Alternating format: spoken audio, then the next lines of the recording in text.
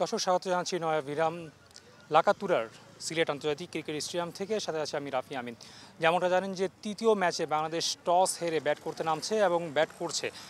যেমনটা আসলে আমরা আজকে দেখলাম, আজকে একাদশে 5টা পরিবর্তন এনেছে বাংলাদেশ এবং বলা যায় যে স্বাভাবিক একটা বিষয়, কারণ মোটামুটিভাবে বলতে হয় যে এই যে আজকে স্কোয়াডটা ছিল, আজকে যে টিমটা, এই টিমে যে একাদশের পরিবর্তন আসবে সেটা অবশ্য অনেকটা আগে থেকেই আন্দাজ করা ছিল। কারণ আমরা জানি যে শেষ দুই ম্যাচের কথার হিসাব যদি আমরা করি, যে বাংলাদেশ মাত্র 26.4 ওভার ব্যাটিং করেছে এবং সেখানে মাত্র 4 জন ব্যাটারের সুযোগ হয়েছে নিজেদের পরখ করে নেওয়ার। বাকি ব্যাটাররা সুযোগ পায়নি এবং একই সাথে বলতে হয় বিশেষ করে নুরুল হাসান সোহান প্রায় 3 বছর পরে দলে এসেছেন, কিন্তু সুযোগটা হয়নি নিজেকে পরখ করে নেওয়ার ম্যাচের মধ্যে।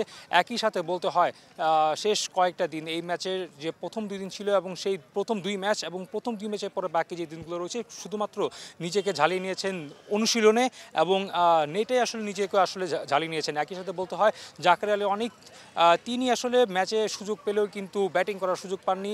শামীম পাটোয়ারির কথা বলতে হয়, আজকে একাদশে সুযোগ হয়েছে তার, সোহানেরও সুযোগ হয়েছে আজকে। একই সাথে বলতে হবে যে সুযোগ পেয়েছেন আজকে শামীম পাটোয়ারি, যিনি এখন পর্যন্ত সিরিজে কোনো ম্যাচ খেলেননি। এই ম্যাচটাতে যেহেতু বাংলাদেশ আগে ব্যাট করছে, হয়তো বা সুযোগ আসবে প্রত্যেকটা ব্যাটারি ব্যাটিং করে নেওয়ার এবং ব্যাটিংয়ে নিজেদেরকে পরখ করে নেওয়ার।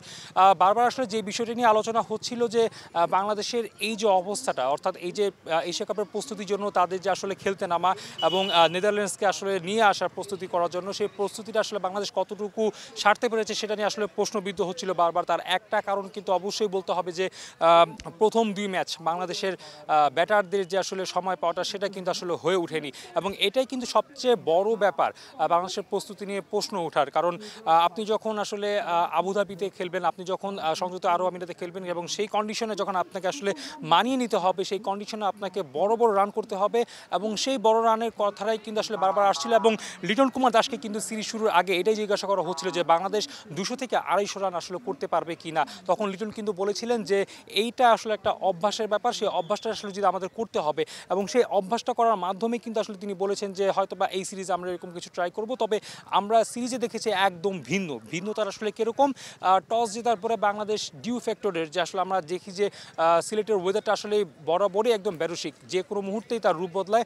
যেমন দিনের বেলা যেরকম তপ্ত রোদ থাকে 38 থেকে 40 ডিগ্রি সেলসিয়াস, সেখানে কিন্তু রাত হলে আমরা দেখি যে এই সেপ্টেম্বরে এসে আসলে দেখছি যে রাতে কুয়াশা পড়ছে এবং সেই কুয়াশার জন্যই কিন্তু বাংলাদেশ টস জিতেছে প্রথম 2 ম্যাচ এবং টস জিতে আসলে অ্যাডভান্টেজটা নিয়েছে কুয়াশা পড়ার।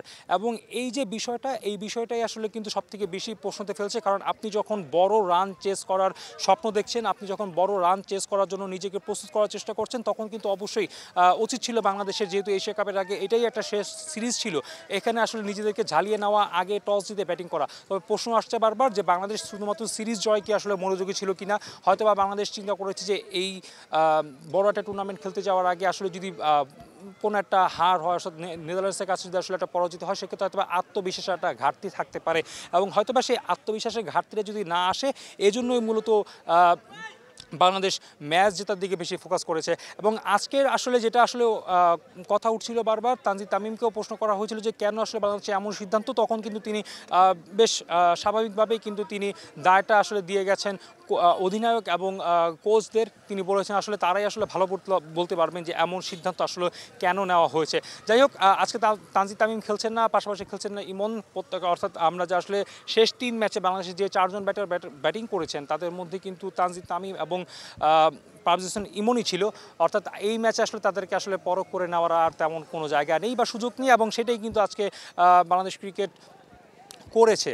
এখন প্রশ্ন আসলে থাকতে পারে যে এই ম্যাচে আসলে রেজাল্ট কী হবে। এই ম্যাচের রেজাল্ট যদি আজকে আমরা ভালো কিছু হয়, বাংলাদেশ যদি আজকে ম্যাচটা জিতে, সেক্ষেত্রে কিন্তু একটা রেকর্ডের হাতছানি থাকবে বাংলাদেশের। 3 ম্যাচ সিরিজের, টি-20তে 3 ম্যাচ সিরিজের এটা হবে চতুর্থ সিরিজ যেখানে বাংলাদেশ হোয়াইট ওয়াশের স্বাদ পাবে, হোয়াইট ওয়াশ করা প্রতিপক্ষকে হোয়াইট ওয়াশ করার স্বাদ পাবে। সব মিলিয়ে বলতে হয় যে অবশ্যই এই দিনটা হয়তো খুব ভালো যেতে পারে বাংলাদেশের জন্য, ব্যাটাররা সুযোগ নিজেদের পরখ করে নেওয়া। তবে আসলে অ্যাপ্রোচ নিয়ে কথা বলতে হয় বাংলাদেশি ব্যাটারদের। প্রথম 2 ম্যাচে নেদারল্যান্ডস আগে ব্যাটিং করলেও বাংলাদেশ আসলে যে অ্যাপ্রোচে ব্যাটিং করেছে সেটা কিন্তু আসলে অবশ্যই প্রশংসনীয়। বিশেষ করে লিটন কুমার দাসের কথা বলতে হয়, তিনি একটা 50 ইতিমধ্যে করেছেন এবং তানজিদ হাসান তামিম তিনিও কিন্তু একটা 50 পেয়েছেন এবং তাদের ইনিংসগুলো কিন্তু অবশ্যই বলতে হয় যে একটা ইম্প্যাক্টফুল ইনিংস এবং একটা অ্যাপ্রোচ, যেটাকে আসলে আমরা বলি যে টি-20তে যে আসলে অ্যাপ্রোচ থাকে একটা ব্যাটারের ব্যাটিং, সেটা কিন্তু আমরা স্পষ্টভাবে এখানে আসলে লক্ষ্য করেছি। সেক্ষেত্রে অবশ্যই একটা প্রশংসার দাবিদার থাকতে পারেন অবশ্যই জুলিয়ান উড। তবে জুলিয়ান উডের কিন্তু আসলে সময় শেষ হয়ে গেল, অর্থাৎ গতকাল তিনি যখন অনুশীলন করিয়েছিলেন শীর্ষদে তখন এটা কিন্তু তার শেষ দিন ছিল। কারণ নাজমুল আবেদিন ফাহিম তিনি কিন্তু শেয়ার করেছেন যে জুলিয়ান উডের যে আসলে কন্ট্রাক্ট সেটা কিন্তু আসলে বাড়ানো হচ্ছে না, অর্থাৎ 3 তারিখেই আজকেই তার শেষ হচ্ছে তার চুক্তি। তবে ভবিষ্যতে যদি আসলে প্রয়োজন পড়ে, কখনো যদি মনে হয় যে আসলে জুলিয়ান উডকে বাংলাদেশের প্রয়োজন, টাইগারদের প্রয়োজন, সেক্ষেত্রে কিন্তু তাকে আবারও আনবে, এরকম একটা কথা কিন্তু নাজমুল আবেদিন ফাহিম তিনি কিন্তু জানিয়েছিলেন। সব মিলে বলতে হয় যে অবশ্যই বাংলাদেশের এশিয়া কাপে যাওয়ার ঠিক আগ মুহূর্তে এই সিরিজটা থেকে আত্মবিশ্বাসে হয়তো বা কোনো ঘাটতি থাকবেন, তবে আসলে প্রস্তুতি যে ব্যাপারটা, আসলে ম্যাচ খেলে আসলে নিজেদেরকে ঝালিয়ে নেওয়া যে ব্যাপারটা, সেখানে হয়তো বা একটা ঘাটতি থেকে যাবে এবং সেই ঘাটতিটা আসলে কতটুকু পূরণ হবে সেটা তো অবশ্যই আমরা এশিয়া কাপে দেখব। এশিয়া কাপে যখন বাংলাদেশ লড়তে যাবে তখন অবশ্যই আমরা দেখতে পাবো যে সংযুক্ত আমিরাতে আসলে বাংলাদেশ এই যে ডিউ ফ্যাক্টরের কথা ভেবে যে আসলে ম্যাচ জেতার দিকে আসলে বেশি মনোযোগ দিয়েছে, এটা আসলে কতটা ইম্প্যাক্ট সেখানে আসলে পড়বে। তবে আশা থাকবে অবশ্যই এশিয়া কাপে ভালো কিছু করবে বাংলাদেশ এবং আজকের ম্যাচেও ভালো কিছু করবে, ম্যাচটা জিতে নিবে, সিরিজ জয় করবে, জয় ইতিমধ্যে করেছে। একই সাথে আজকে কিন্তু হোয়াইট ওয়াশের শার্টটাও বাংলাদেশ পাবে এবং আত্মবিশ্বাসটা যেন একদম সর্বোচ্চ তুঙ্গে থাকে, সেই বিষয়টা অবশ্যই আমাদের সকলের প্রত্যাশা থাকবে। তবে সে একটা প্রশ্ন কিন্তু আসলে বারবার রয়ে যায়, প্রশ্নবিদ্ধ আসলে থেকে যায় যে প্রস্তুতিটা আসলে কতটুকু সম্পূর্ণ হতে পেরেছে বা হলো। দর্শক, আপাতত সিলেট থেকে এই ছিল সর্বশেষ। আশা করি বাংলাদেশ আজকে ম্যাচ জয়ের পর আপনাদের সাথে আবার সংযুক্ত হব এবং আপনাদেরকে ম্যাচের খুঁটিনাটি বিষয় সম্পর্কে আরও কিছু জানাবো। ধন্যবাদ।